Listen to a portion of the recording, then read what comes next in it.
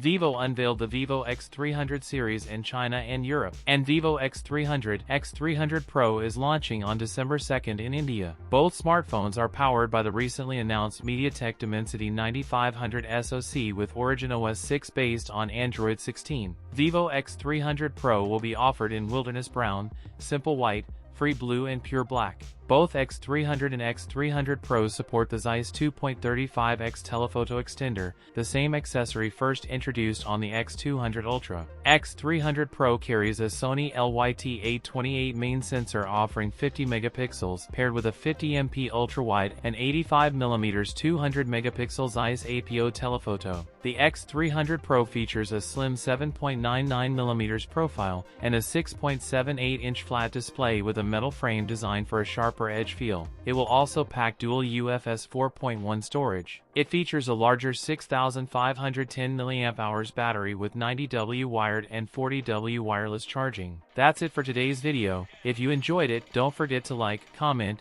and subscribe for more content. Thanks for watching, and I'll see you in the next one.